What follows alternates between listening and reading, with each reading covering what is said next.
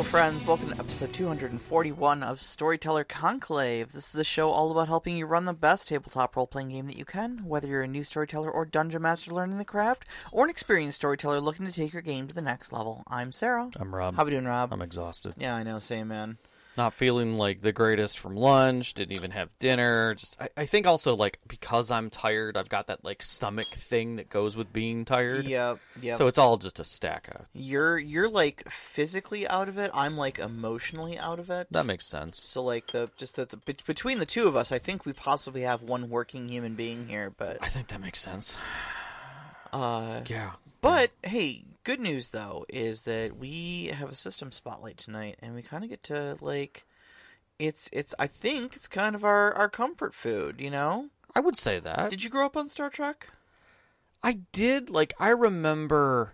I don't have vivid memories of OG Star Trek. Okay. I really don't. Like, yeah. I kind of remember an episode here or there. Next Generation is really where I started watching. Mm-hmm. I watched a lot of Deep Space Nine. Like, that definitely was in my jam wheel. Yeah. I did watch Voyager, a good chunk of it, actually. And so that was in my... I don't remember if I finished it formally or not, but I remember knowing the ending of it, you know. Yeah. Never really got into Discovery. Was that the next one? I don't know. Scott Bakula? No, that was Enterprise. Yeah. And then haven't really seen the new stuff much at all. Like Picard, I've seen a couple episodes of. Yeah. And the other stuff, because it's on Paramount Plus, like I don't have access, so I haven't got a chance to get into it. So I absolutely grew up in Star Trek, like the franchise that was a household staple in our in growing up with was Star Trek. I haven't actually watched a lot of the original series, but all of the movies. Yeah, and I have seen all of the movies. And I mean, Wrath of Khan, Search for Spock. I mean, those hundreds of times, probably, and then when Next Generation came out, our family ritual was we would go to church on Sunday, and then we would come home, and it was like, I think we'd set up our VCR because it would play at noon, which we usually went to the noon services on Sundays. Yeah. And so we would come home from church, and that was kind of, our thing was like we would make lunch and watch Star Trek. Okay. As we did that, we had the VHS recorder. Like, no, I 100% remember scheduling stuff. That was a thing. Yep. So yeah. And then rolled right on through Deep Space Nine. Voyager didn't really catch on with me. I personally don't have a high opinion of it. Right. And then I think I kind of fell off after that because I don't think I really grabbed onto Enterprise either, and I think I kind of become of the opinion, at least during that sort of doldrums in the Star Trek franchises, that like those maybe Star Trek has kind of fallen off as a franchise, kind of got away from it. And then recently, Sean and I picked up a Paramount Plus subscription, and we went through all of Deep Space Nine, and we went through all of Star Trek Picard. He really liked Picard. I wasn't too huge on it. I thought season 3 was pretty decent, but understandably, it was a lot of fan service, though. Yes. And essentially a rehash of a Deep Space Nine plot, but but it was interesting enough. Yeah. It was good to see the gang back together. But we've been super into Strange New Worlds and Lower Decks, and the crossover episode between the two of those is one of the best episodes of Star Trek I've ever watched. Like, I caught a good portion, because just YouTube was spewing it out, of the musical Strange New Worlds. Oh, yeah. That episode was incredibly good musically. And enough of I know enough of the crossover episode, but I'd have to say that just in the stuff that I saw of Lower Decks, it does a really good transitional job of having kind of a comedic, cartoony existence. Yeah. Yet still 100% be recognizably Star Trek. Yeah, I've actually said this several times watching the show. It's like wow, that's it's amazing that they can be so off the rails, but at the end of the day, it is still quintessentially a Star Trek story. So I'm going to parallel here for a second and kind of bring us back around to our actual show, and that is that seeing how many different variants there were out there of ways to tell a Star Trek story. Yeah. Both between the old, I would say the old movies, the original cast, Sure. movie style. Those old scientists. And then the new Star Trek movies, the reboots, definitely have a different feeling. There's definitely a different flavor. There's more action in the new stuff that is it's way more action oriented and more comedic in a way. Mm-hmm. Whereas like the old one ranged between like, a little bit of comedy and a little bit of action, but a lot of intrigue wrapped into that. Yeah. And that was always nice. I liked the pacing of that. But like Lower Decks is funny and witty and yet full of odd action. Mm-hmm. Not like intense, but like really dramatic moments. Stuff you can't get away with in any other medium, I think. They kind of really looked at Lower Decks and said, like, what can't we do reasonably with live action and live sets and live props and stuff like that? What can we do with animation that we could never get away with doing in an actual or Star they'd be Trek way show? too expensive. Yeah, exactly. And they do all that stuff, and it's just great. And Strange New Worlds is basically like, okay, can we put all of these people on a green screen set and make it still look like it's not? I think it was great. No, it looks fantastic. Like, don't get me wrong. I think it looks fantastic. Like, they're pushing the medium of the media edge, I think, with a lot of what they do there. Yeah, it's refreshing to see too. Because, like, honestly, going back and watching some of the older Star Trek stuff, it shows its age. Oh yeah, it definitely shows its age. But I think Strange New Worlds is doing some really fantastic stuff. Some really good storytelling. Some really great acting. So that point, I'm gonna shift gears for just a minute. Yeah, I actually just saw the D&D movie. I finished it. Oh, you did finally. Honor Among Thieves. Yeah. Yes, and I will say, it's better than it deserves to be. It's phenomenal. It is a great movie as a standalone. It gave just enough fan service because it's not fan service, it's lore. The way they present it is lore. It's just lore. That's all it is. Yeah. And in that sense, again, it is a different way to tell a D&D story from what we see or think we see or what we've read. And this is just another kind of framework of saying that, like, role-playing can be told in a million different ways. Yeah. In the same world, with the same outline around it, and policies and procedures that dictate it, because, like, I'm sorry, the Federation is kind of a guideline. Sure. That's pretty strong. So I think it's neat. Yeah, absolutely.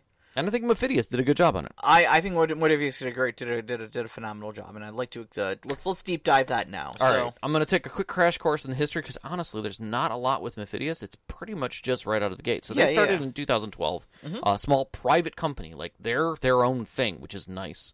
With Achtung Cthulhu, which I know. Achtung. Yeah, I know nothing about it, but the start point there sounds fantastic. In 2017, they released the quote-unquote first edition of this. And since then, there are 45 additional books. 36 are adventure books and supplements, many of which are free. They have a Klingon core book. They have full-on their site, downloadable VTT support.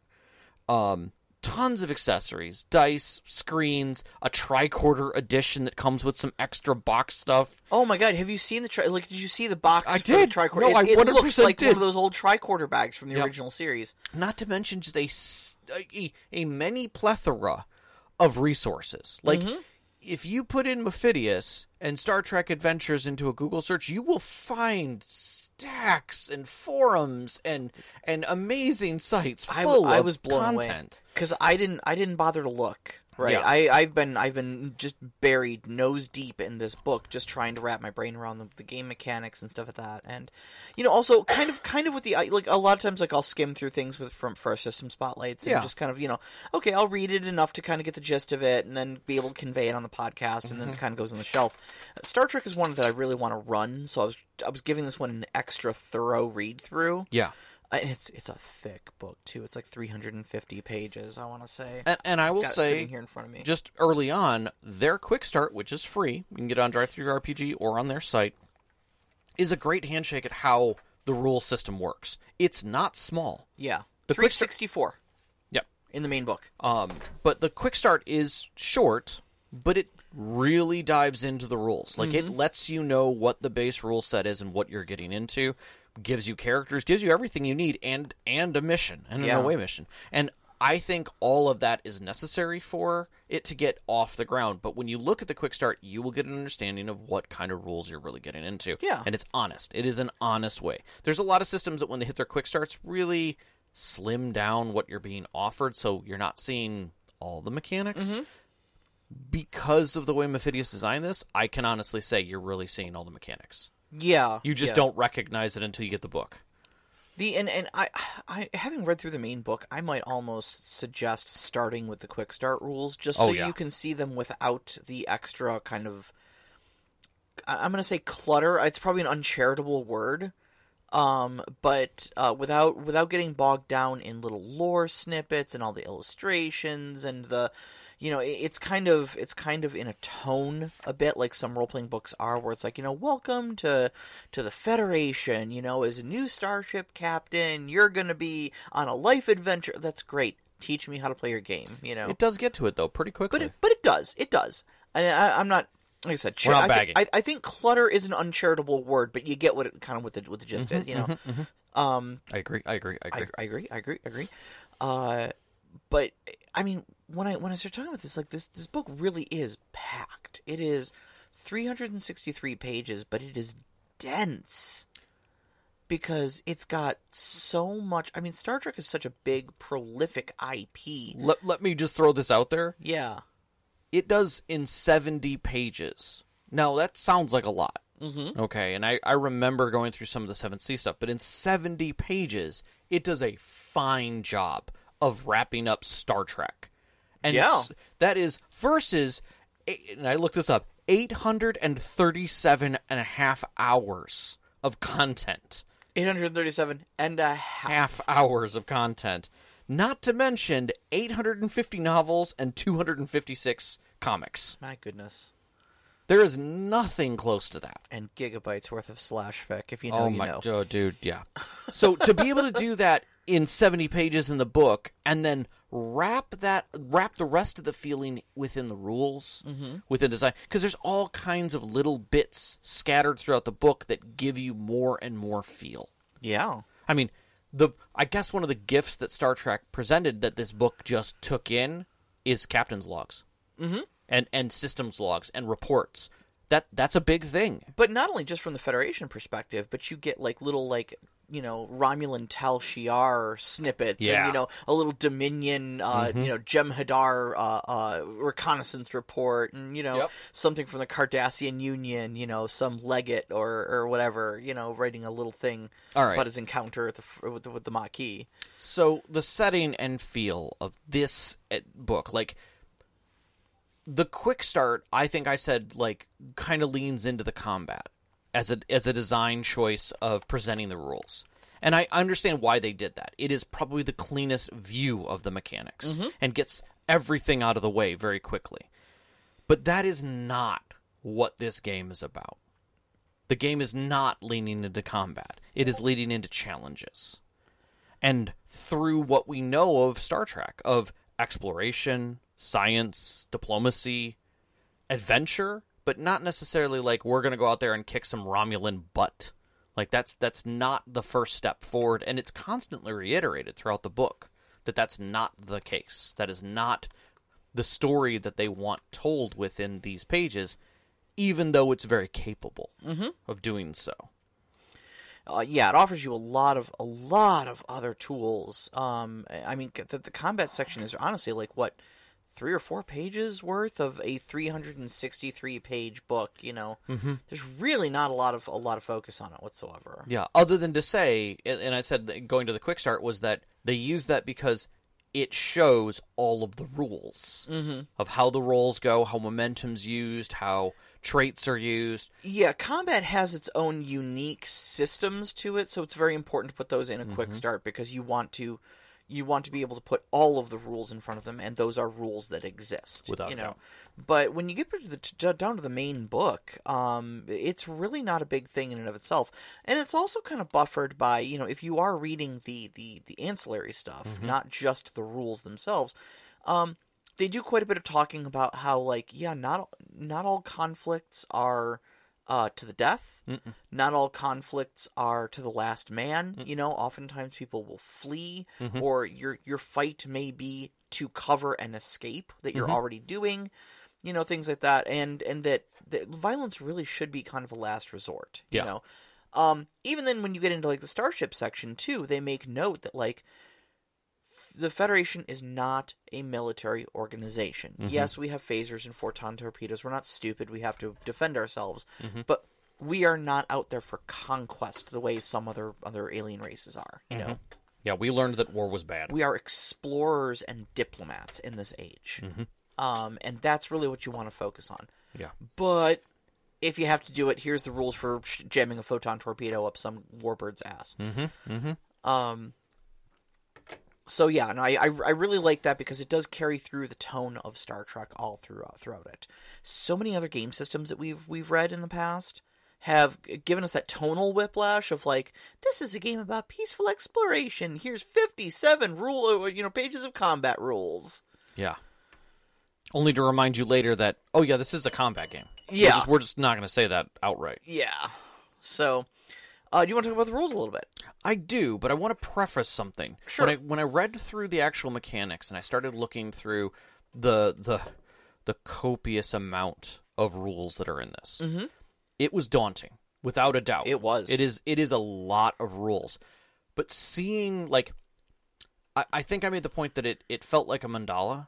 When you look at it, it's a lot to look at. Like, that image of a mandala, like, your eye moves around it very quickly. You're trying to get the whole feeling of the piece of art, but it's a lot to take in. But it's still art. Big, it's intricate, Yeah. it's interwoven, it looks so complicated, and you almost can't comprehend it when you're looking at it. Exactly. But you know what it is? Yeah. It's just sand, dude. It's just sand. It's just all sand. Yeah. And one of the things that I liked about this is that if you squint at every rule in this game, you can see that it's virtually the same every time. Yeah. I likened it a lot to like something like Savage Worlds. Not exactly in how it plays, but just in that there is one core mechanic for how the dice roll. And as long as you can grasp that gets applied in pretty much a uniform way throughout the game. There's a couple terms you're going to need to look at, and there's a lot of moving parts, but all of those moving parts just boil down to, at the end of the day, you're rolling a number of D20 and looking for low numbers. Yep. And that's the basic And rule. that's it. Yeah. If you can remember that while looking at everything, you're fine. All right. So it feels a lot like Dune, which we've already done once. Yeah, Dune was the only other Modiphius game that we've done. Does feel a lot like that. If you want to listen to that System Spotlight, that's from June of 2020 or 2022. I'm sorry. Two. So using the 2D20 system, which is Modiphius's kind of core system, your task resolution is going to be rolling two 20-sided dice, and you're looking for low numbers. As most role-playing games do, you've got an attribute plus a skill. We call skills disciplines in this game. You've got 6 attributes and 6 disciplines. Whichever one is appropriate for whatever you're doing. And you will cross-pollinate these all the time. So, like, security is basically your combat skill. But that's not going to just be a fitness plus security. You might do command plus security, or you might do reason plus security if you're trying to like identify something combative, or issue orders. Like command security would be issuing orders to soldiers, so you're always going to be taking a different sort of combination of attribute plus discipline. You want to roll your 2d20, and you're trying to get under the total of those two things. So typically somewhere around a 15 or so. And I would say that actually puts odds of success pretty well in your favor, because your attribute plus discipline is going to be around 15. You're trying to roll under that. So basically there's only about a 25% chance of failure on a base level task. Now, where it starts getting a little complicated is you have a difficulty level. Yes. Okay, and which so that's has confused the heck out of me trying to just reiterate, like, where's the sit? Right. So basically, every time you roll a number that is under your discipline plus attribute, that is a success. Okay. So a difficulty is basically how many successes you need to pull the specific task off.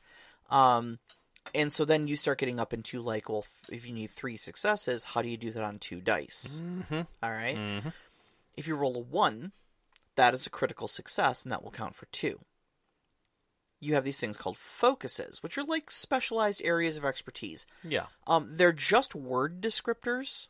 So, for instance, like xenobiology is a focus. Yep.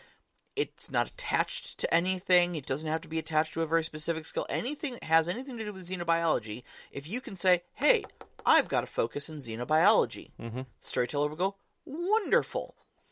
And when you roll your dice, since you have that focus, if it pertains to xenobiology, you crit under your discipline instead of critting only on 1s. Right. So if you've got like a 4 in science or something like that, you're critting on 4, 3, 2, and 1. Right. For multiple successes there. Yep. So you can rack up a lot of successes on just 2 dice. And then you can buy more. Yeah. Your friends can jump in and help you. Maybe the ship's systems will help you. We'll talk about ships a little bit later. Yeah. Or you've got this other great resource called momentum and threat. Yes. Momentum and threat, we talked a little bit about when we did our game mechanic swap meet. Yes. The other week. So what happens basically is, okay, so you set a task for me as a storyteller. You say, this task is going to have a difficulty of 1. I only need 1 success to do this. I roll my dice. Wham! One of them comes up a 1. One of them comes up a 3. That's 3 successes because the 1 counts for 2, right? All right, awesome. That's 2 more than I needed. What happens now? Well, we can either discuss some sort of opportunity this has opened for me by succeeding larger than I needed to, or I can just take those 2 extra successes and bank them. And these things become momentum, which is kind of like storing away a little extra in your bank account for a rainy day. And that rainy day may be the very next roll you make. You can spend that momentum then at a cost to purchase extra D20 to roll. Yep. Up to 3 of them. Yep. If you have 6 momentum to spend. Yeah. So it gets expensive. Your first one costs 1. Your second one costs 2, but that's in addition to the 1, so it's technically 3. And then the third one costs 3 on top of the 3 you've already spent. That's 6. Right. Now, you can, if you haven't spent it, you can technically bank it into a group pool as well, at a cost of 2 to 1, I think is what it is. So that way, other people can grab from that momentum as well. And I like that as I like that as a system. Yeah, I think I missed that the first time around. I thought momentum just was a group pool. No, it's a personal pool that turns into a group pool by choice. Gotcha. At a 2 to 1 cost. And I think that's what I like that cost breakdown a little bit versus like the drama dice breakdown of like it's just a pool. Yeah. You know, that never ends kind of a thing. And some of the factors that you can do, like you can buy yourself an extra die, or you can make something advantageous, or open an opportunity, or any number of other things. So momentum is a good currency for that. Yeah, not just for buying extra dice, but that's something it can do. Yep. And then conversely, you've got a sort of debt system that goes along with it. Momentum is for storing your extra success, your surplus. Well, what happens if, you really only have 2 dice to roll and you really need to make 4 successes? And the chances of those coming up both 1s is 1 in 400. So what do you say we bank these odds a little bit? But where do you get those extra dice if you're short on momentum? And the answer is threat. What you can do is you can say, hey, storyteller, I'd really like some extra dice, but I can't pay you momentum. Can you take some threat instead? And the storyteller will say, well, yes, I will. And threat is basically just momentum for the storyteller. He can do a lot of the same things with it for his NPCs. Allow them to buy extra dice, It's literally the same math. Create complications for you guys, or block complications you may be trying to create for them by burning off threat and stuff like that. Yep. Give you a disadvantage in a situation.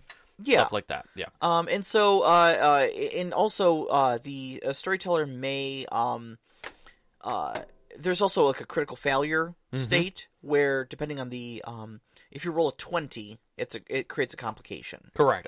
I liked that it's the reverse. Yeah, I really do too. That's fun. That's fun. And also the threat range becomes larger depending on the difficulty of the task. So if you're trying to do like a difficulty 5 task, not only do you need 5 successes, but you crit fail on a 16 up. Yeah, your complications. Or you have a complication on a 16 up. And so your storyteller can, I was watching a Let's Play of it, and the storyteller was just like, oh yeah, you rolled a complication, but I can't think of anything to say right now as far as, an actual material thing to put into the story, so I'm just going to take 2 threat. Yep, exactly. I'm just going to buy them off of you for threat. Yep. And that also helps I think that also sets a good precedence against games like 7th Sea 2nd Edition and some of the Part of the Apocalypse games where you have to come up with a complication on the fly. Yeah, that's a lot of pressure on the storyteller. Especially if the story is going in a specific direction. You've got a mind of how the scene looks and what's going on. They're like, I may not know what to do, but I could bank that and definitely figure it out in the next 10 minutes. Right. Of what's going to change with that situation. Or I may want my villain to do something special, later on. Now I have that threat to be able to use. The only other major mechanic in here, and this is kind of where, this is really only used in combat, is challenge dice. Yeah. And the challenge dice took me a little bit to get my brain wrapped around. Because not only are they not D20s, they're D6s. Yeah. But the book does this wonderful thing of referring to them as a symbol instead of as a challenge die. Right. So you could just get like Starfleet deltas, basically the little triangle symbol. That's the symbol. Yep. And they're like, roll 3 deltas, and you're like, what is this? 3d6. I have to go back to page 72 and read this again. Yeah. But they're not D6. Well, they're 6-sided. Yeah. But they're not 1, 2, 3, 4, 5, 6. Yeah. They are 1, 2, blank, blank, delta, delta. Yeah. So you can again use regular D6, but honestly, having to try to then remember what these special dice are, or buy the special dice from Modiphius. The answer is 1, 2, 5, 6. Yeah. That's the way they do the math. And honestly, that's not bad. That's easy to remember. It's not too bad, but it is just an extra layer of abstraction you're going through. So it makes me roll my eyes a little bit. Yeah. But in practice, what those allow you to do, you'll do things like rolling those for damage. And the Starfleet deltas are added effect. Okay, so not only are you going to get a numerical value off of your dice, but a number of effect procs come in. And those kind of bring in the special side rules. So like you may have a weapon that has like vicious 1 as a special rule. Yep. So when you roll it, it does its damage. 3 dice of damage, okay? You total up that's how much damage it does. But for every Starfleet delta it comes up, it does an additional point of damage. So it's vicious. Or like area effect weapons do that too, where it's like you hit the intended target plus an additional target that's nearby for each additional delta you roll. Right. So that's how you figure those sort of things out. Yeah. Yeah, I was reading over some of the NPC ships and weapon systems that you roll deltas on, and it's like roll 5 delta dice for the effects on this because they cause space disruptions. Yeah. And you're like, oh. Yeah. Oh, that's not good. Yeah. So it may just do straight up like 5 damage to your ship, but it may also screw your sensors over by rolling a bunch of deltas, a bunch of effects. So yeah. So let's talk about character creation a little bit. Yeah, because that's effectively all the rules are right there. Yeah. I'm sure everybody the rich part about Star Trek in general is the characters, right? So, character creation, of course, you begin with, so you're going to start basically with a blank slate, okay? All your attributes are 7, all your disciplines are at 1. That is the only thing you know about your character so far. Yep. Okay? Step 1, obviously, we're going to choose a species. There are many different species in the Federation. The playable ones in the main book are Andorian, Bajoran, Betazoid, Denobulan, Human, Tellarite, Trill, and Vulcan. What's bad is I don't know all of those. I should know many of them. I had to look up Denobulin. That Okay. one's from Star Trek Enterprise. The Okay. ship's doctor, I believe, is a Denobulin. Okay. And Tellarite, I literally could not tell you who we've ever seen that's a Tellarite.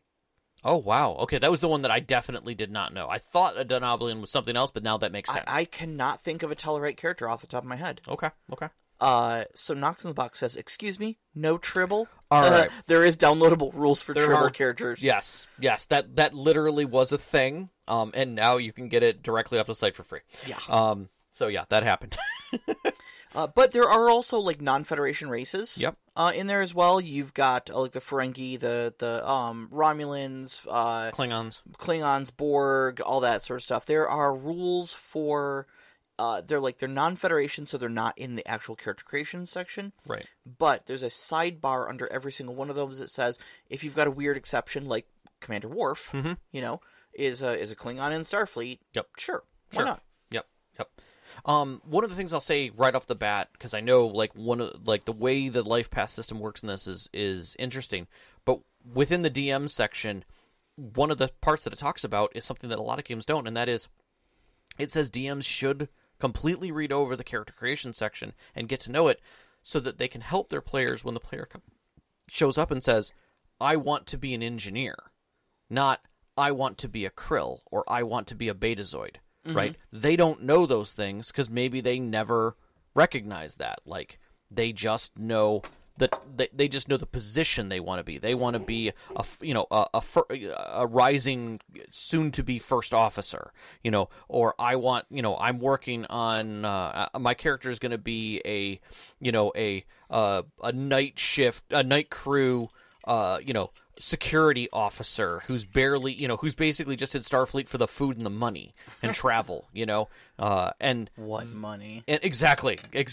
Like, but depending on the race, you see things a little differently. But the whole point of it is that you need to be able to look at it from multiple angles to be able to help your players, and it does a really nice job of giving you some different focus points to ask and what questions to ask, which I think is great. Yes, I think that's great for a DM section because there's a lot of systems that don't talk about that. Anything they can do to empower you to make your session 0 a better success, I think is great. And that's not something you see a lot of resources for in most DM sections. No. So you got your races, you've got your attributes. Yeah, and so basically your species will give you some bonuses, basically, and you take that base of, like, I've got seven in all my attributes and 1 in all of my disciplines, and you just start building on it. Like, okay, if you're an Andorian, cool, you get bonuses to these attributes, and you get this trait, and you get these talents are available to you now. So, like, the Vulcan mind melds and stuff like that. Those become available to you because you're a Vulcan. Right. And then, essentially, you just continue down the life path system. So you're going to be looking at your birthplace. So where were you born? Were you born on a ship? Were you born on some frontier world? Were you born on your species' home world? That has a lot to do with the environment you were in. And then your upbringing. Maybe you were born on a ship, but that ship was blown up when you were very little, and you were rescued, by like an alien race. Michael Burnham from Discovery. Yes. Raised by human, raised by Vulcans. Yep. You can do that. That's very much in the rules here. Yep. Then you went to Starfleet Academy. They kind of ask you what sort of area of focus your study was. And then you kind of do a little bit of service history as well. Which I love. Yeah. Like, the concept that you're building a character, but not only, like, it's not like some games are like, okay, now you're a runner. It's, how long have you been running? Like, how long have you been with Starfleet? How bad has it been for you? How good has it been for you? Yeah. Where are you now? And every one of these steps is very digestible. There's nothing really complicated. It's mostly just, pick a few things off of a small list. They've also got random charts that you can roll on, and they're very clear that You don't have to roll. Even if you do roll, you don't have to abide by that roll. It's just there to kind of help you, like, if you're feeling indecisive, toss a die. Maybe you'll see something interesting come up. Yeah, and at the end of that, basically, you come out with a character. You're going to have your attributes total up, your disciplines total up. You're going to have values, talents, and focuses. Yep. Now, we talked about focuses a little earlier, how they're just kind of a word descriptor. And they change your critical rate, basically, if they apply to the situation. Yes. Values and determination is something we haven't mentioned yet. No, they're kind of role-playing cues that lead into mechanics, and I like that. I like that determination is a currency that sits, I'm not going to say alongside momentum, but it's more like, it feels a lot more like drama in what it is. It's what's driving your character, which is why I love the term determination. Yeah. Momentum is really just for getting stuff done, but determination is very personal to your character. So your determination is a meta currency in that you have a point of determination. Yep. And alongside that, you have values, which are basically just statements of belief held by your character. You know, it may be something like, James T. Kirk has, hates Klingons. These Klingon bastards, you killed my son. So if he comes into conflict with Klingons, he may be called upon to spend determination to overcome that. Or he may spend determination, if he's firing all of his phasers at that Klingon ship, maybe he gets to spend determination because he hates them so much to get bonuses on this. There's a number of rules that get attached to it that where you get like an additional die that automatically crits, or you can re-roll all of your dice in your die pool, etc., etc. Yeah, I mean, I love the concept that, like, if your determination ties directly in, there's a chance that you, just out of sheer determination, succeed. Yeah. Even if your dice fail, you succeed. Because you believe so hard in it. You're going to make it work. Yeah. Yeah.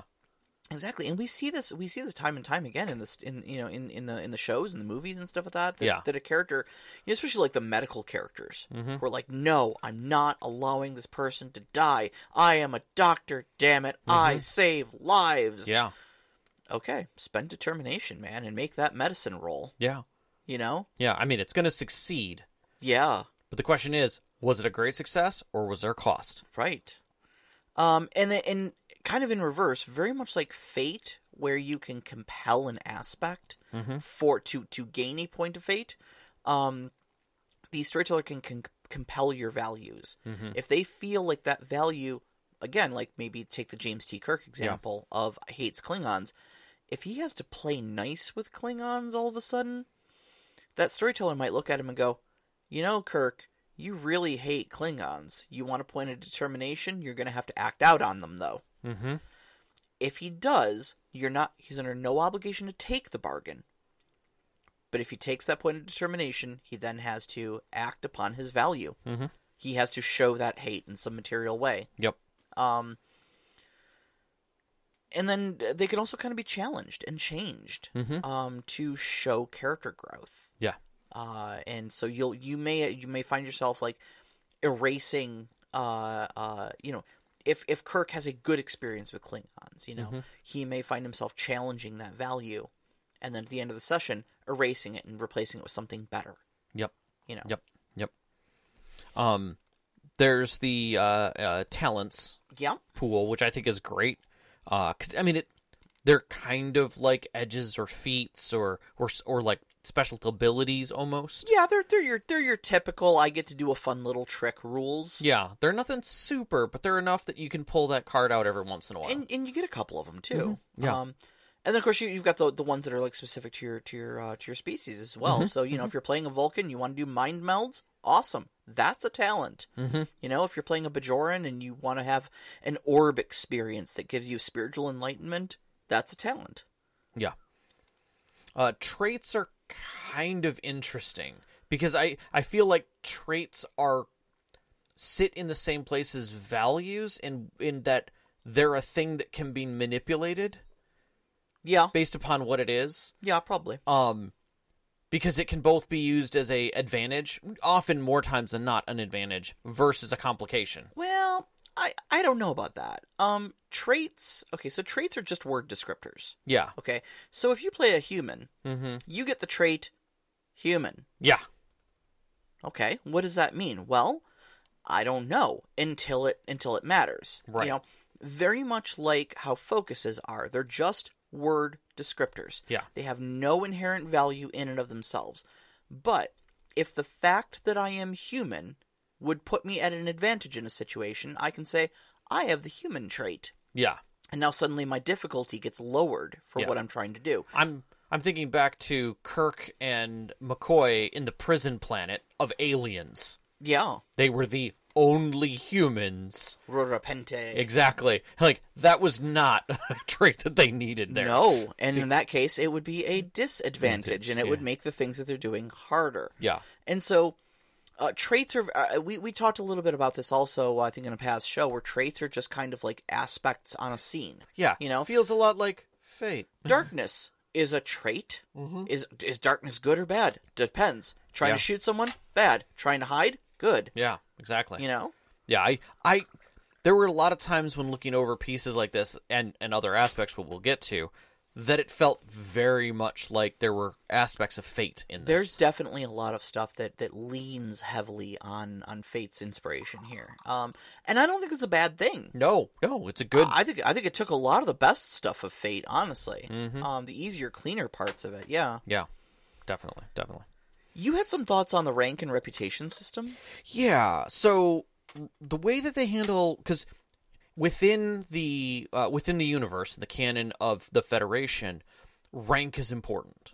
Where you sit within the queue. Now, granted, most times than not, when you're sitting there dealing with a captain or first officers, they're all kind of listening to each other from a command architecture point. But there's still a point where, like, I'm in command of this team. And really where that shines the most is who's responsible for the actions. Right. And, shit doesn't roll downhill far in the Federation, right? It's not military. That's the thing. It's like, in the military, and I hear this all the time from people, especially my goddaughter, is that, you make me look bad on my team, I'm going to get you. Like, you don't make me look bad because that makes the whole team look bad. Yeah. Like, I'm the one answering to my boss for the things you did.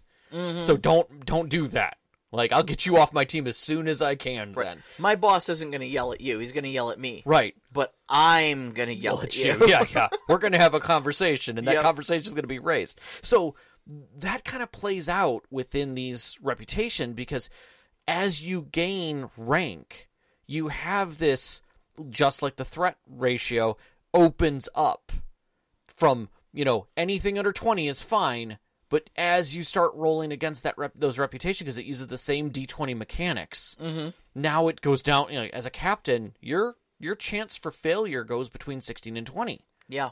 So now it's bad. So not only do you have to roll under your rank responsibility, but you have to roll over your difficulty, which is your own reputation. Yeah, I really actually like that, because if an ensign screws up, people are like, he's an ensign. But if a captain screws up, they're like, you are a captain, sir. Yes. You need to do better than that. So, but it uses the same D20 rule. So, again, squint your eyes, you'll see the system again. Yeah. So you're rolling under the responsibility of your rank.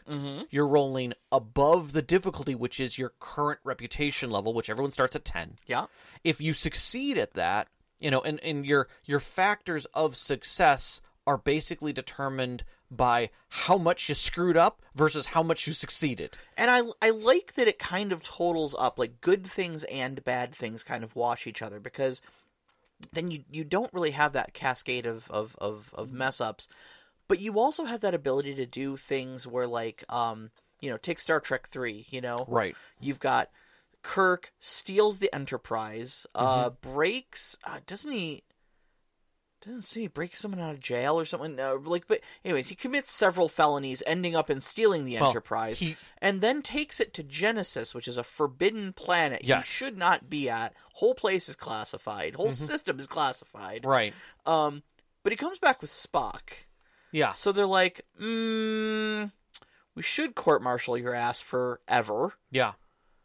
But you did bring back Spock, and you did defeat Khan, so... And uncovered a few things. So I guess, all right. All yeah. right. So it doesn't actually wash. That's the thing. I was reading through the rules. Uh-huh. When you have mess-ups, those are what you have to have a number of successes over. So every die that's over your reputation has to, so maybe I broke a Starfleet directive, like, I interfered with the race, and I also nearly got one of my own killed. Okay. In the process of doing it. So I've got basically two marks of demotion on me. On the other hand, I did fix diplomacy with a race, and was able to prove that that relics had been stolen. So I've got 2 good things and 2 bad things. I have to make at least 2 successes over my reputation to keep my reputation good. And then for every success after that, and my good parts, I can, or the advantage I have, I will raise my reputation. So it's possible to keep my rank and just drop my reputation a little bit, making it nobody really interested in me, and at the same time get commendations for what I did. Yeah. Like I should demote you. But you did you did go above and beyond, so here's your commendation. And you're like, oh. One of my favorite movie lines from the movie Major League. Nice catch, Hayes. Don't ever do it again. Yeah, exactly. Yeah. So the only thing, and I'll get to it later, but I felt like, although in the character section, like the rules section for it, there's 3 pages, and then in the DM section, there's another 3 pages that talk about it. Mm-hmm. That's it in the book that talks about it. But they make it very important. They this is part of the world. And yet it's set aside as almost like an optional rule. Yeah. And it feels weird. It feels weird, especially for Starfleet and the way that rank and commendations work. Mm-hmm. But that's not how advancement works. It's just reputation. Yeah. It's interesting. Yeah. So, you'd mentioned you think it was kind of there to wield as a truncheon versus murder hobo characters. Well, considering that in the player section specifically, they're like, oh yeah, accommodations can happen, but you can also be thrown in the brig or demoted or worse, and you're like, there's a lot of negative statements here. We will court-martial your ass, soldier. but that's the thing, is that there was kind of a lean to the way that things were being discussed. Here's how you'd handle things. Here's the responsibility you have to deal with. Here's how you get knocked down. Here's what happens. And you're like, are you talking about murder hobos without talking about murder hobos? Yeah. Tell us you've dealt with murder hobos without telling us you've dealt with murder hobos. Yeah, exactly. So.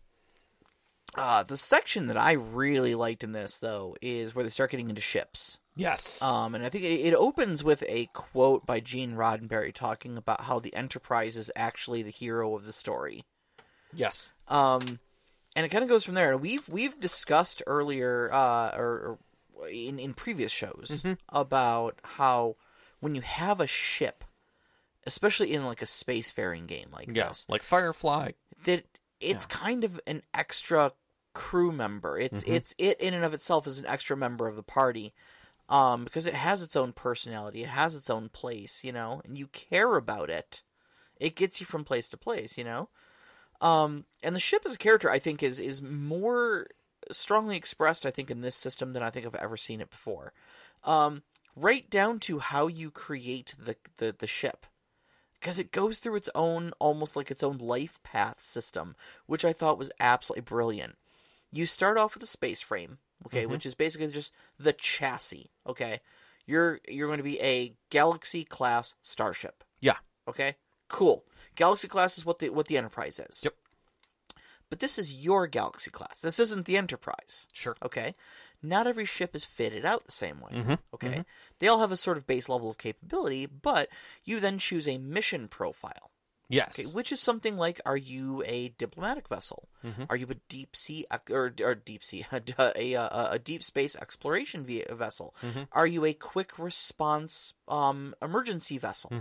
Are you a warship? Yeah. You know, so you choose the mission profile, and that kind of tilts what statistics your space frame then gets. Think of it kind of like applying a species to your character. Sure. You know?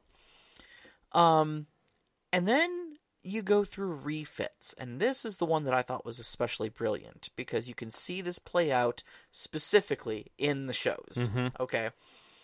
So refits basically is how every ship out there has undergone some work. Now, maybe that was just because you got in a big fight with the Borg or something like that, and you got your left nacelle blown off, so now you had to replace it, and it's a brand spanking new shiny one. You can't have two mismatched nacelles, so now you got the upgraded nacelles that came out last year. Woo! Yeah. Or maybe it's just because you've got a chief engineer who's constantly tinkering with the ship, trying to eke an extra percentage out of the warp core. Yeah. You know? Or you've been traveling so far that all of your repairs have been done at alien installations. Yeah, maybe you've integrated a little bit of Cardassian technology or Romulan technology or whatever, you know. Who knows? It's your ship. There's a billion different things that could happen, but that's what these refits sort of go through. And it's very much like a life path for your ship. Yeah. You look at when the space frame was issued, and then you look at what date the game is taking place in, and I cannot remember what the actual increment is, but per increment of time between when your space frame was issued and when the game takes place, you get a certain number of refits, and you just pick up little bonuses to your attributes, to your sensors, to your engines and stuff like that. Which is neat, because then it follows a lot of the other like ship faring game rules where the ship assists you. Like, it's a bonus on top of your rolls, just like another character. And I like that. Yeah. If you're on your ship and you're doing stuff, the ship always tries to assist with its own statistics. Yep. And it's just going to make its own roll. Again, it's rolling a d20 using its own attributes, using the exact same d20 rules that you guys are. And if it gets a success, it lends to yours. Yep.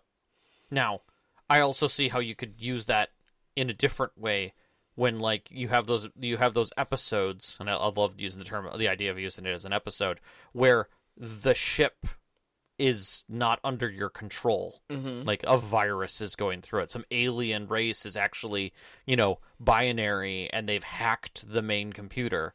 And so now all of those statistics are an NPC working against you. And you've got to save it from the alien race. Oh, that'd be fun. That'd be fun. Yeah. But it makes it plausible. It makes it easy to do within the rule set too. And the ship as a character analogy doesn't stop there, because then you start getting into the combat rules. And the combat rules are almost an exact mirror of the personal combat rules on a ship scale.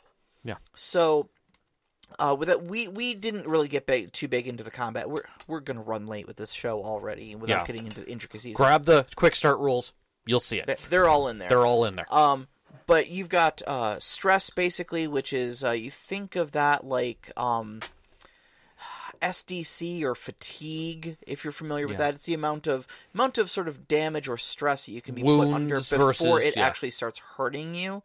And then you've got resistance, which is basically kind of like an armor sort of thing before you take an injury. Yes. And once you are injured, that's your sort of down state. Yes. It starts off as non-lethal, then goes lethal, then sorry, buddy. Yeah, it's a quick spiral. Yeah. So that's the quick and dirty of it. All right. First stress reduced by your resistance kind of counts as an armor, but once you've gone through that stress and you've bypassed the resistance, then you start taking injuries, and that's bad. Yep. Okay. So your ships have shields, which act as stress.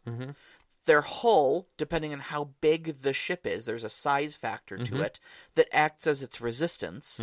So obviously it's easier to blow up a shuttlecraft than it is a Borg cube, right? So that's a 1 versus a 6. Yep. And then, once you start getting down into those injuries, you start talking about hull breaches and systems going offline and whatnot. And there's sort of rules for that. But at its core, though, it does the exact same thing. Yep. And the ship weapons, like the phasers and the photon torpedoes, have the same sort of profiles as a phaser or a batleth does, where they're going to do a certain number of challenge dice worth of it. They're going to have extra attributes on them, like vicious or disruptive, or AoE, that happen when those special effects pop up on the challenge dice. Yep. Very recognizable from one to the other. Yep.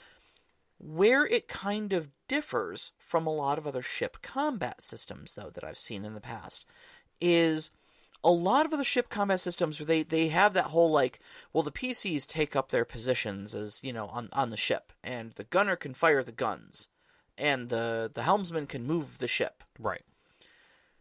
And generally, those systems are very watered down, okay? The helmsman can fire the guns. Cool. What does that look like? Well, they use this attribute to fire. That's all I can do? Yeah. Yeah. Because everybody else is always doing the other things. So, when we get into ship combat, my role as a PC is just go, roll. Yeah. Oh, I hit him. Yeah. There's no choices in there. All right, so, first off, we're already assumed to be a crew of a ship, which I think works in our benefit, because we're not like, I'm the party's rogue, but now I've suddenly been shoehorned into being a cannoneer. Yeah. Yeah. I'm already the tactical officer on the ship. Right. So firing the ship's phasers is literally what I'm here to do. Right. I work security when we're not firing phasers at things, but the phasers are my job. Yep. So I think there's much less of a jarring sort of disconnect between we're an adventuring party, but now suddenly we're doing ship stuff when we're already a ship's crew. Yeah. But there's so many options for cool things you can do. It's a very deep system with pages full of options. Now, I will say that's both a blessing and a curse. Yes. Because you need to know those options. Yes. Yes. But, like you said, like Savage World is, once you understand the basics of how the system rolls, you can just roll with it. You don't have to go digging through rule sets to find something. Exactly. Literally, if someone looks at you and says, "Hey, I'm an engineer. We're in deep shit. Can I technobabble something in engineering to give us more power to the shields and create an advantage for us?" Sounds great. Roll reason plus engineering. Yeah. Yeah, that's the conversation right there. Yeah. I'm gonna route more power through the EPS conduits to the plasma converters to try to supercharge the warp core. Sure, I don't know what any of that means, but it sounds like a reason plus engineering roll. Yeah. Difficulty 3 since you're under fire. Yeah. Or likewise, hey, could we just, I don't know, tractor beam an asteroid and then let it go? Yeah. Yes. Yes. Yes, you can. How would you like to do that? And keeping in mind too that this is not a like heavily tactical system. This is a heavily narrative system. Yeah. So we're not trying to like blow pieces off of a table in a board game. Okay. Right. This is a narrative system. So we're going to be using these tools in a very narrative way. Again, a lot of fights aren't going to be to the death. No. You might shove a photon torpedo up the tailpipe of that Romulan warbird, and they're going to hightail it out of there to the neutral zone. Yeah. Just as much as you might fire a photon torpedo in a spread at low yield to reveal some of those guys so that they know better than what they're doing. Sure. That sounds like a Star Trek thing to do. Yep. I love it. Yeah. I love it. But the whole point of it is that the other part of that, and I was kind of leading into, steps into the DM section where one of the big things they say in this is don't pigeonhole the right way. Yeah. There isn't a right way. Let your players come up with crazy ideas to solve a problem. And there are rules in there for, like, on the personal level, for scientific discovery, for research and development and stuff like that. There is rules in the ship section for things like stealth and sensor jamming. And other, like, clever ways, like, we're going to slink into the nebula and lose them because it's going to jam their sensors. But, sir, we'll also be blind. That's just the chance we'll have to take. Right. And there's rules for that. There that. are literally rules for that help help you as a storyteller step away from this is the only way that it works. Right. You can literally say that you know that this skill is the right way to do it, but you could use this skill or this skill to, I don't know, think outside the box. I always love to give my players an option when I'm asking for a skill roll. Mm-hmm. You'll notice I do that in my Savage Worlds game where I'm like, I want you to roll occult or research. Yeah. You know? Whichever. Because I figure there's more than one way to skin a cat, you know? Right. And I love that this game encourages your storyteller to kind of do that, or just throw some stuff out there. But one of the things that it does in that sense is it also sets that by you looking at it that way, you're also saying that other thing is either a little more difficult, will take a little longer, or will cause a complication. Sure. And that's one of the things that's key about this game is that it is very keen on telling the storyteller how to do the equations and make it very numbers directed so that the dice make the difference. The players should never feel that they're in an adversarial relationship with the storyteller. Even though you're making the same rolls, using threat and things like that to complicate them as much as they're using momentum to succeed on their end, the system is trying to tell you, step away from making choices that you think are adversarial. These are just the way the rules are rolling, right? You know the determination that the enemy has. It's written on your sheet right there. You know that they will fight at any cost. Victory is life. Right. Jem'Hadar. Right. Victory is life. So no matter how much diplomacy the other person's using, you know that the difficulty on that is going to be like a 4. Yeah. Like they're not going to diplomatically do it. So because of that, you're not playing against the players. You're putting the cards out there. And in fact, they encourage you to say, hey, before the roll, let them know the consequences of their actions. Because we're not working on stressful, last-minute, snap decisions that could cause a problem. It's assumed that the players know the risks going in as they're making these decisions, that they have time to think about it. Yeah. That they are trained, that they've gone through simulations, that they've worked through things. They've gone through Starfleet Academy. Exactly. They are officers for the Federation. Yeah. So in many cases, they're already making their best educated decision. The real question is, did it work out? And in the direction that they were hoping, knowing the consequences and risks that were involved. That's why almost every single time there's not I don't know what this is going to do.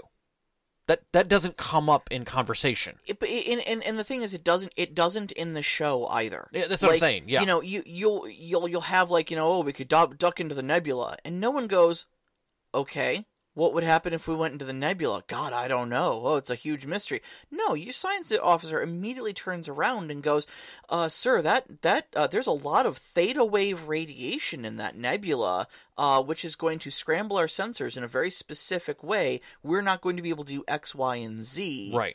But I also know the capabilities of the alien ship, and they're also not going to be able to do X, Y, and Z. We'll both be blind floating through, yeah. Here are the consequences of that action that I know off the top of my head. Right. Exactly. And that's one of the key differences when dealing with other fantasy games where you're like, you don't know what's behind that door, or you don't know what's going to happen when you pick this lock. No, you do. You're a professional. You do. You've done the math. Yeah. Right. So I think that's one of a feeling that has to change with this. But part of that is understanding you're dealing with professionals who are all working in the same professional line with each other, and there's a trust level between all of them. It's a level. It doesn't mean everyone trusts everyone or has that same level of respect, but it does mean that it makes it that because of that narrowing, your bonds between character are already somewhat set. Your bonds with the ship are already set. You don't have to worry about that kind of math going into it. It's something you can build on, but that's not the story, right? The story is happening actively. We don't have to enforce that, right? So one of the things that opens up then is the simplicity of the Fate system add-ons, that idea of having scenes and encounters that have traits. So, like, if we're going into a situation that's dicey, we've got a runabout that's lost, that's in a nebula. Like, it went into the nebula, we lost signal to it, and there's been there's a a weak SOS signal that's coming off of it, but it's unidentifiable because it comes and goes. Like, we don't know, we can't pinpoint it. We know it's in the system, but we can't pinpoint it, right? So the question then comes in is that you've got the complication of the nebula, which causes sensor problems. Mm-hmm. That's a known thing. That goes on the table, right? That's obviously a trait of that nebula. Another thing you might learn is it also has, I don't know, explosive gas in it, right? Yeah. So, like, you can't go in there and start shooting, nor can you have certain aspects of shield going on. Right. So it affects your shield and your hull. We can't move above quarter impulse. Exactly. It causes too much static across the hull, right? So things like that then create traits that are obvious, that sit within the framework of that scene. And that can also make it very easy to set up what you're doing, and they lay this all out, and I love it. They put in there, you define your situation, your location, the personnel involved, the equipment involved, advantages and complications that the traits have. The players know that going in. Yep. That is laid out before them, so that then the story can evolve from that point. And that is fantastic. Yeah. It is really fantastic. I urge people, if you want to see an interesting and different way to do adventure design, go grab one of the free PDF adventures from this and read it. They're fantastic. They're well written because they're written as many adventures should be, not a step by step. Yeah. But here are the determinations of the people involved. Here's the situation that everyone is in. This is what everyone knows. Mm-hmm. Let's do this thing. Yeah. And that's really, really great because in any situation, you're basically looking at, are the players trying to achieve something? Meaning, are they resisting a hazard? Are they trying to accept something? And because of that, they have to be informed of those consequences. Because, and I love this. This is one of my favorite quotes out of the books about this, is that in regards to performing tasks and why that's important is, failure is not a matter of inability, but rather the insufficient time, appropriate tools, or some manner of obstacle or interruption. Mm-hmm. That's it. That's the truth. Yeah. You're not going to screw up because you didn't know how to pick a lock. Right. Kind of a thing. And I love that. Yeah. And it leans into a different mind frame as a storyteller. It takes you away from, I'm trying to stop you, to what happened to stop this, to cause this failing forward kind of mentality. So we already talked about the complications, and it goes into very good detail about that and some of the ranges of complications that can exist. Yep. And that you don't have to spend. You don't have to come up with those complications immediately. Yeah, they can happen later. Buy him as threat. Make them happen later. Yeah. And there's some really good examples that they throw out there of situations where it's like, okay, well, you don't know what the complication is for this, but when that Romulan warbird comes around, the complication is they made it behind you. Mm-hmm. Oh, okay. Like, so front batteries don't work at all. You're in a running state. Yes. Like whatever you're doing. So sometimes you just grin at them and say, "Yes, there was a complication." Yeah. You didn't buy it as threat? No. What was the complication? You'll see. Yeah.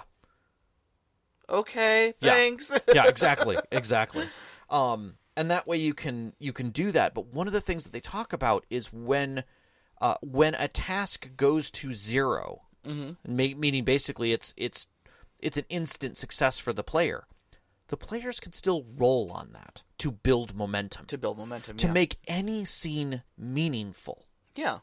And I like that. I like that players can do that because that allows you to then role play within something that should be a menial task. Like, hey, we need to research, it's like, can we get some research on this alien race because we don't understand why, what level of diplomacy, why they're not following any of our Federation diplomacy.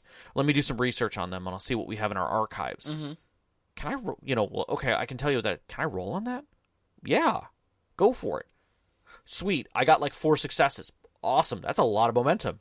Let's see what you can, how do you want to spend that? I kind of want to work with Lieutenant Kira on this. Okay. I want to show off in front of her. Okay. So you want to do a social role? Yeah, maybe. Okay. And you can do the kind of stories that Lower Decks has. Yeah.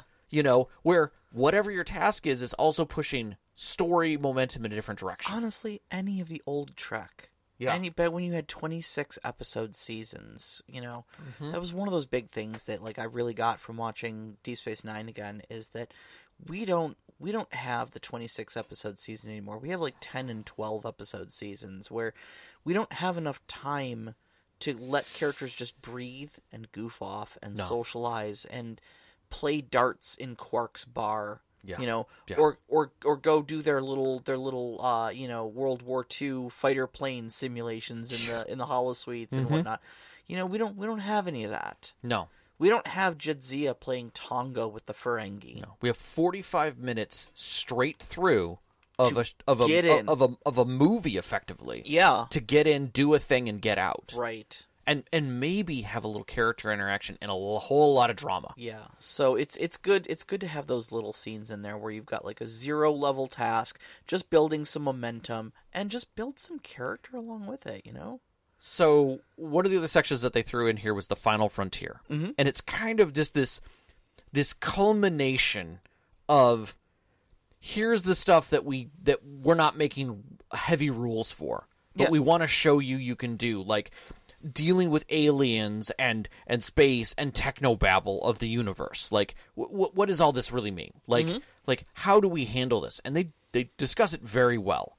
They go into the scientific method on like how to deal with scientific method challenges, where it's okay, the problem isn't a obstacle or a person or a diplomacy. It's we have a virus. How do you make an adventure about a virus that isn't a direct threat, right? How do you make that cool? How does your players know to move around that? Well, you go through, observe, hypothesize, theorize, act. Yeah. Right? And you can do that within the game, and it still fits all of the kind of task related. You discuss the upgrades. They go into a brief kind of, not necessarily history, but engineering of warp cores, and get into a shit ton of technobabble about how they function and what you can do with them. Yeah. But what's interesting is the whole thing is a section to talk to you about thinking outside the box and helping your players think outside the box. And I love that. Yeah. You can. Yeah. It brings the whole idea of just bounce it off the deflector shield. Let's figure out what's going on here. Right. There's always a solution. They actually use the term in their Treknobabble. Yes. Where it's just saying science words. Okay. You said a bunch of Treknobabble. What is the effect you're looking for? Yeah. I want more power to the weapons. Cool. Let's do that thing. Yep. So the other thing that I thought was unique, and we both kind of see this as a huge advantage through different lenses, is supporting characters.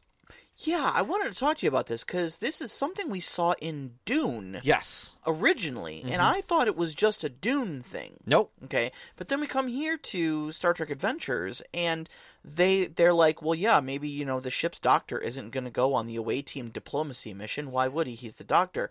So you should play a alternate character during those times. You should play a supporting character. Yeah. And you're like, wait a minute. So just have like a stack of NPCs sitting next to me? Well, no. They're player characters. They're just bit characters that you're playing when you're not playing your main character. Yep. But you see this all the time in the TV shows and stuff like that. You've got written down here the O'Brien and Wayoon effect. Yes.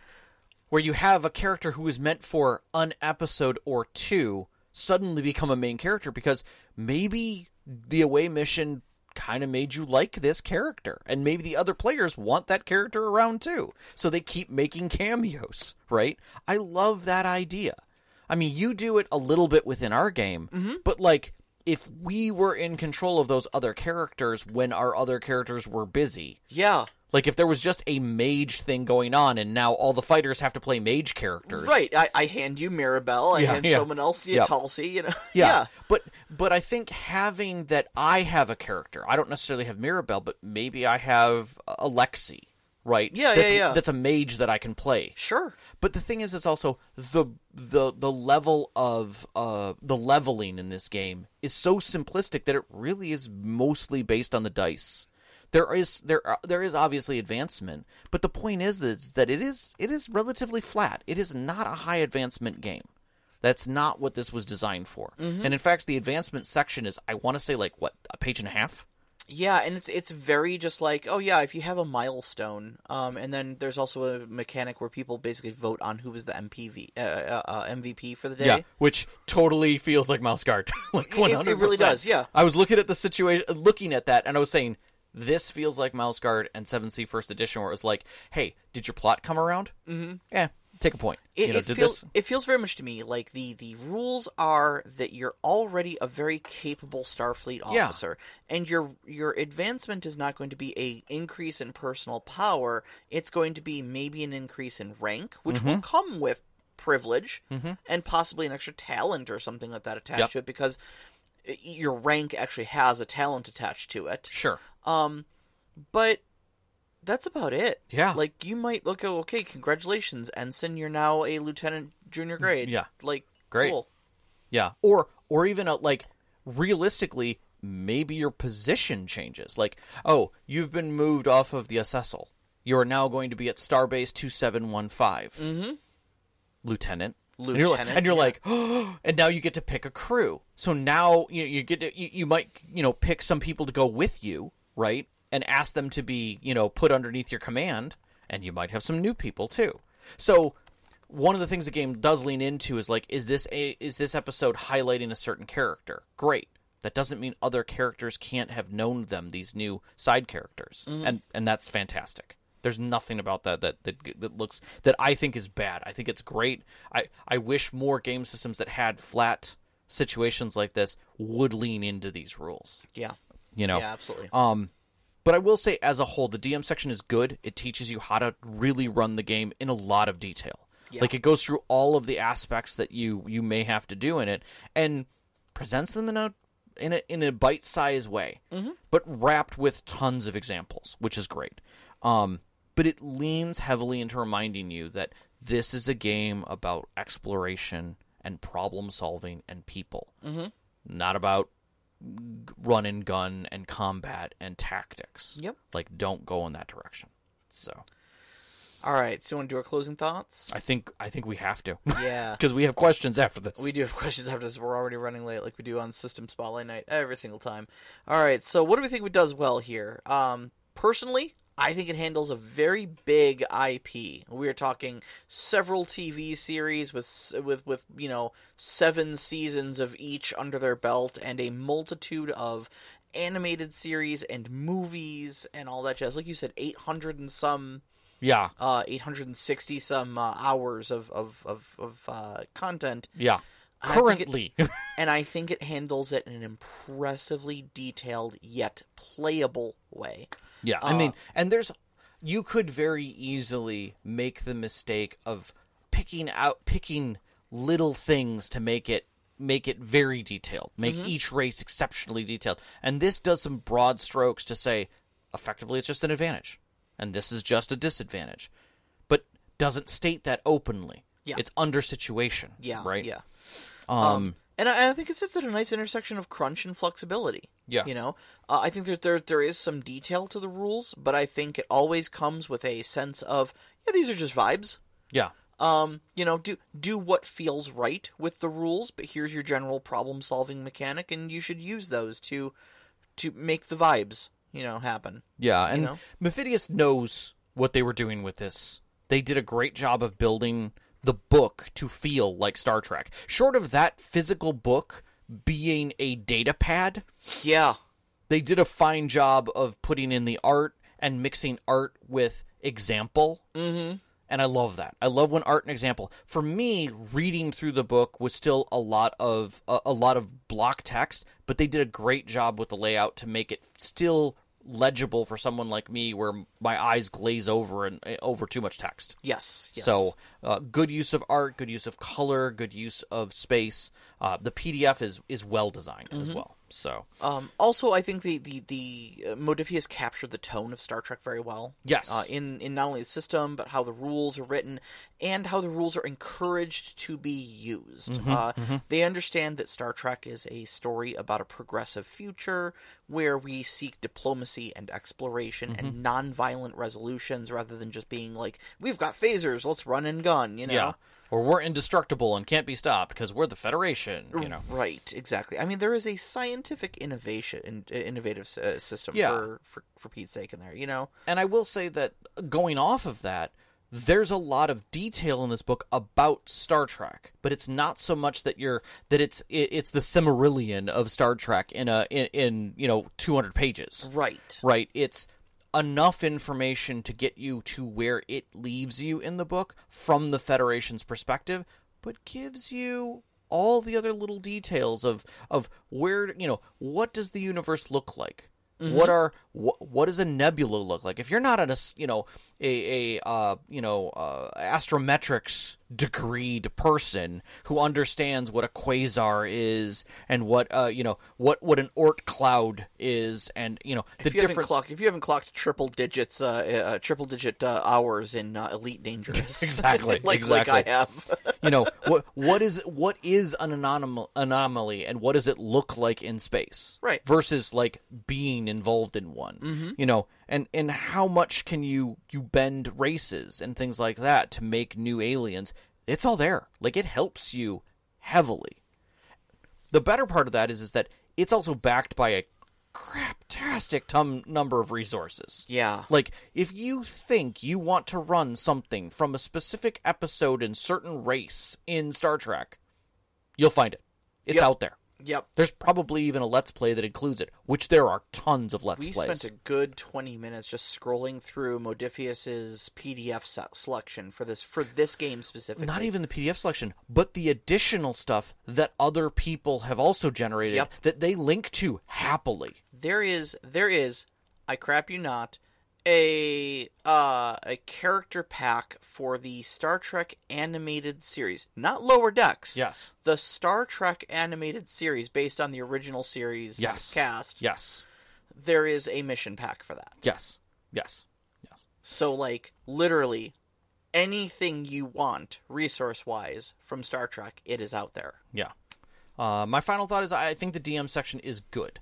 I think it's a little broken up from what we normally consider, but I think this is becoming more of a common where they break out what the DM really needs to be using to run the game, how they should see themselves present to the players, versus here are the DM side of the rules.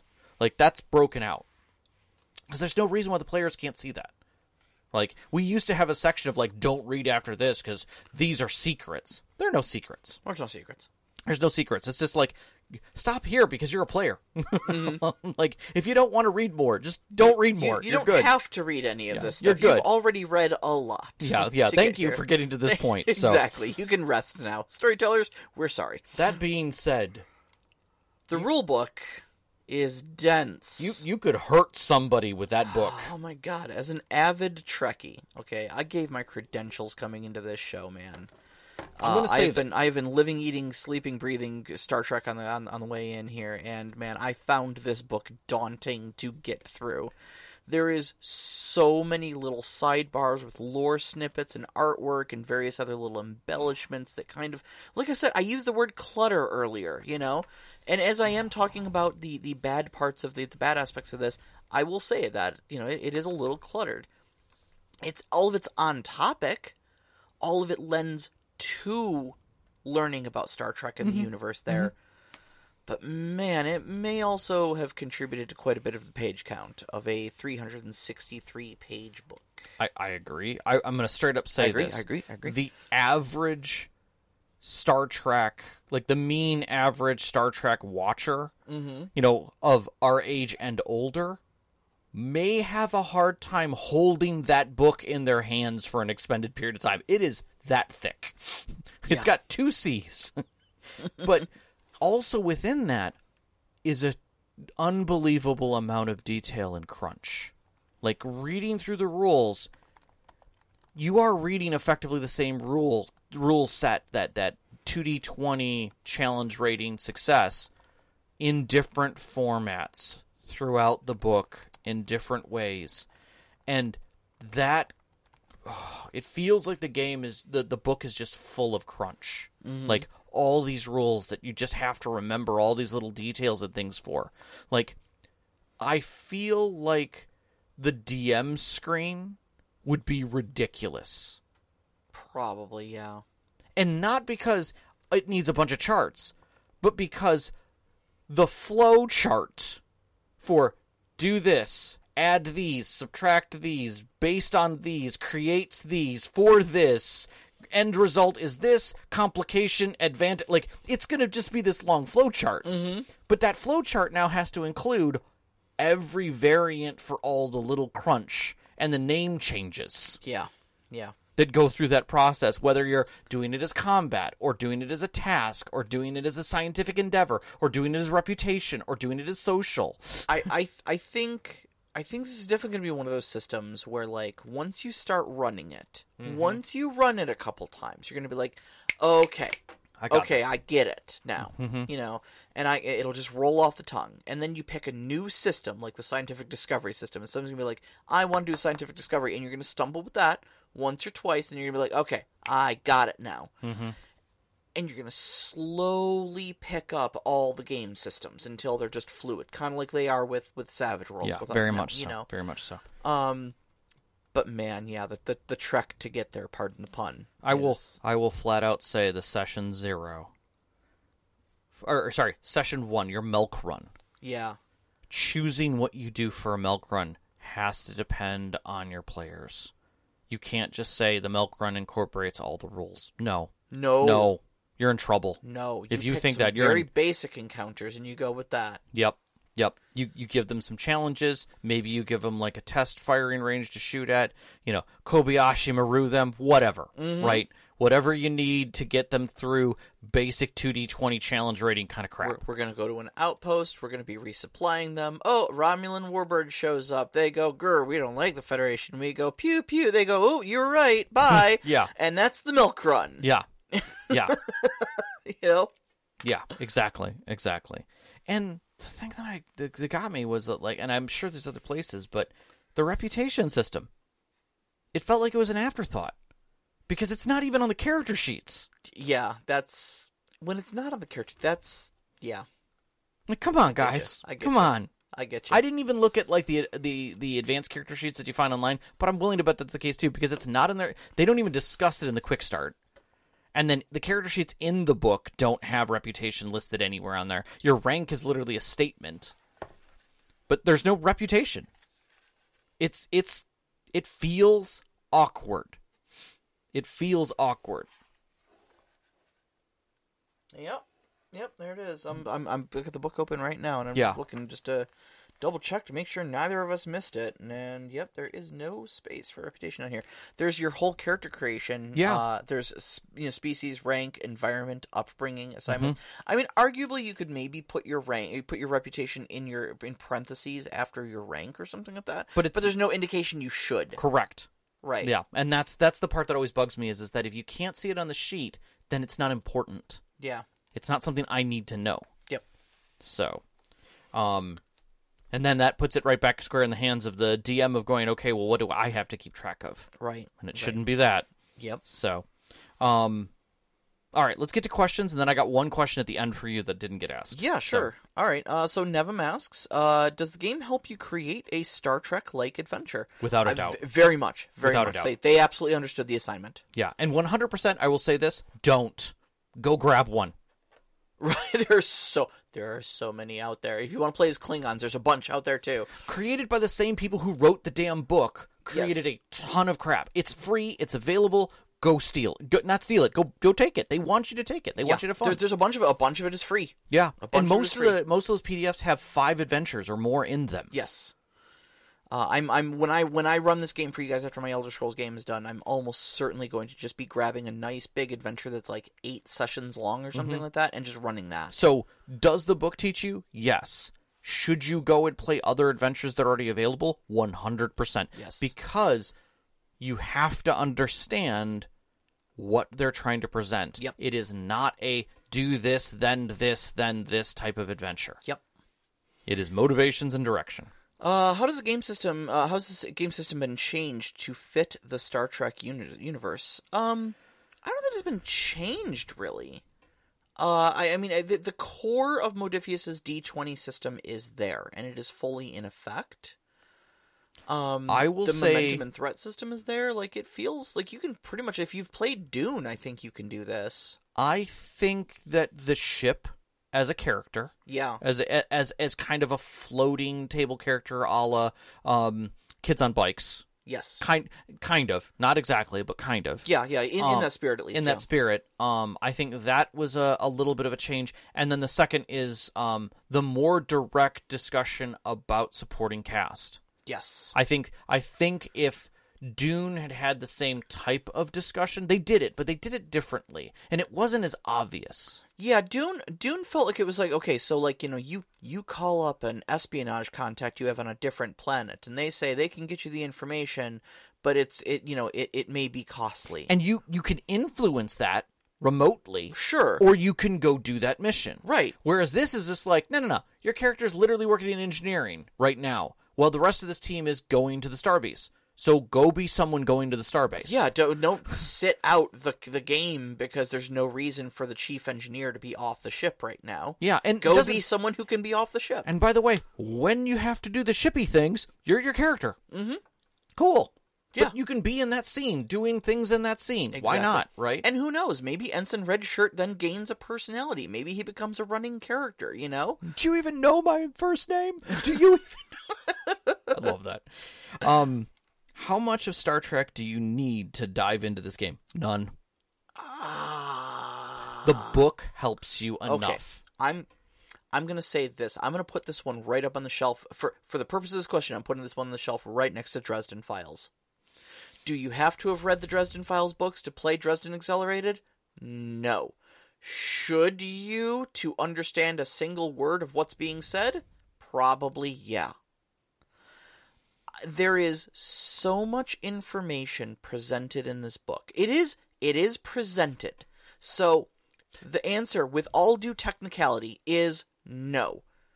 But will it help to have engaged at least partially with a TV series, at least one TV series, or at least one movie to understand what Star Trek is and what Star Trek is about? Absolutely. You would not enjoy it. I think you would get very overwhelmed, and I don't think you would understand what Star Trek really is. And what Star Trek really is, and I want to state this explicitly, is not a story about space future people. No. It is a story about us here and now, using space people as a metaphor. It tells a story about a future we want to reach for. Yes. But with the problems of today. With the problems of today, exactly. Yep. And that is what a good Star Trek story is. Yep, I agree. Lucid asks, how flexible is the system for subgenres, like running a game as survival horror, or dungeon crawl, or high RP with diplomacy and interplanetary politics? Well, I think it's very friendly to high RP with diplomacy and interplanetary politics. It's got a lot of rules and subsystems in there that lend towards that. But as far as like survival horror or dungeon crawl goes, I would say no. I would say the game is naturally a heroic fail forward game. Yeah. So anything that falls in that category, I think you could do it. I mean, you could do investigative. You could definitely do mystery. You could definitely do you could do some horror, but it would be discovery horror.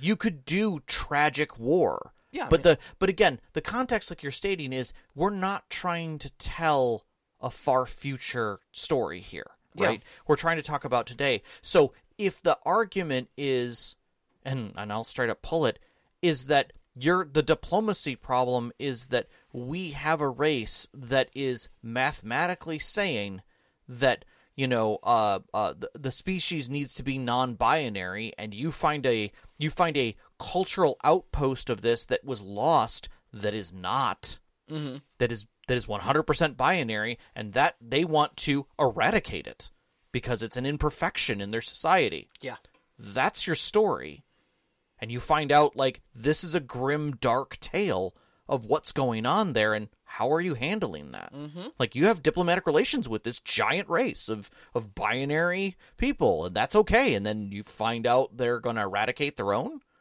Yeah. Okay, well, that's against Federation policy. Like, well, they're not part of the Federation. They're your people. No, they're not. Mm-hmm. They're just aliens. Yeah.